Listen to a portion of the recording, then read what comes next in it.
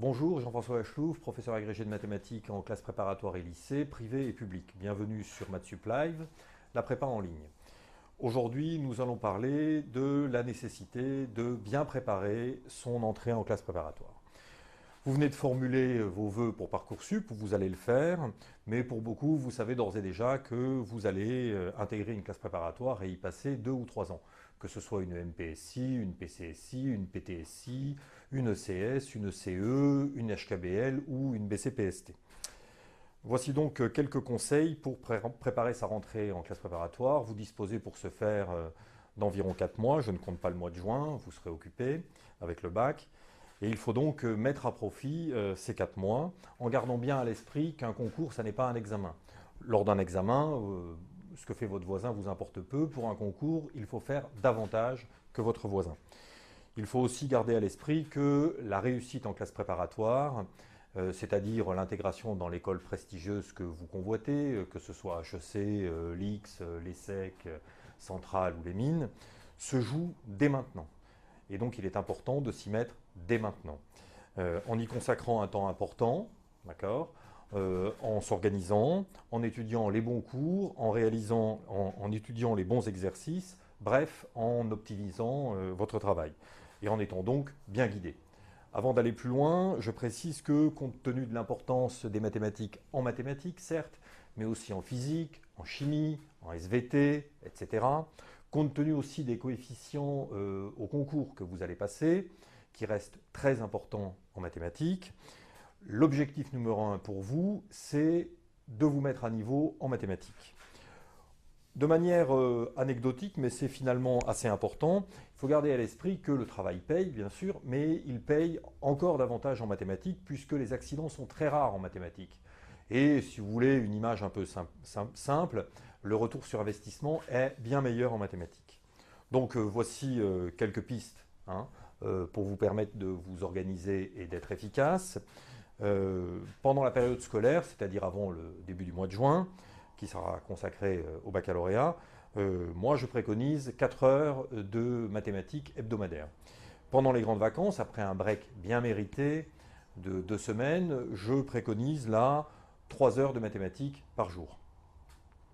Je ne peux pas ici vous dérouler le menu idéal que je préconise et que l'on expérimente ici depuis quelques années,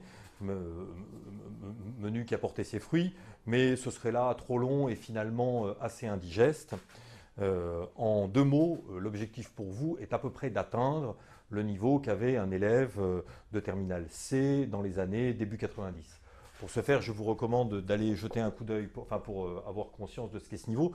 Vous pouvez aller consulter le site de l'APMEP où vous trouverez les annales du bac depuis très très longtemps. Contentez-vous de regarder les annales du bac des années début 90, il y en a plein. Puisque c'était par académie à l'époque. Et donc ça vous donnera une idée assez précise du niveau qu'il faudrait atteindre et du décalage qui existe entre ce niveau et le niveau que vous avez aujourd'hui au lycée, en général. Euh, si vous voulez, il faut garder à l'esprit qu'il va falloir apprendre à raisonner, à structurer votre raisonnement et à ne pas se contenter de méthodes ou de calculs stéréotypés tels que vous pouvez les pratiquer aujourd'hui au lycée. Bon, je vais vous dérouler une sorte de menu type qui mériterait d'être approfondi pour vous donner quelques idées. Dans un premier temps, je vous recommande de travailler le thème des ensembles et de la logique. C'est en effet ce thème qui constitue les fondements de l'enseignement des mathématiques modernes qui reste en vigueur en classe préparatoire. Vous accorderez, je vous le recommande, une attention plus grande à l'étude de l'ensemble grand N, à l'approfondissement des raisonnements par récurrence, s'il n'y en a pas qu'un, et à l'étude des dénombrements, ce qui pour beaucoup d'entre vous sera une nouveauté. Ensuite, je vous recommande sur le thème de l'algèbre d'approfondir l'étude du corps des nombres complexes, par exemple étudier plus spécifiquement la notion de racine énième de l'unité, etc. Puis étudier les polynômes, et enfin pratiquer un peu la résolution des systèmes linéaires. En géométrie, je vous recommande de travailler la notion de barycentre, les notions de barycentre, d'application affine, les notions de produit scalaire et d'approfondir très sérieusement la trigonométrie. Vous verrez que le formulaire de trigonométrie est beaucoup plus dense et touffu que celui que vous connaissez. En analyse, ça vous en avez fait un petit peu au lycée, mais finalement très peu. Là aussi, je vous suggère sérieusement d'approfondir les études de fonctions, hein, en procédant à une étude, plus sérieuse de ces objets-là. Ça passe par la continuité, le théorème de Rolle, le théorème des accroissements finis et leurs applications, et puis l'étude de la convexité. Sur les notions de suite numérique, il va falloir aussi approfondir les choses en étudiant notamment ce qui s'appelle les suites adjacentes, en étudiant davantage de suites dites classiques. Il n'y a pas que les suites arithmétiques et géométriques, ni même que les suites arithmético-géométriques. Il y a bien d'autres suites qu'il faut savoir étudier rapidement. La notion de suite itérée, et je vous conseille aussi de commencer à étudier la notion de série numérique. Enfin, en probabilité, là aussi, je vous conseille de travailler bien davantage par rapport à ce que vous avez pu faire en lycée, en approfondissant largement les notions que vous avez pu survoler. Et pour les élèves de BCPST et de CS ou de CE, de commencer à travailler la notion de variable discrète.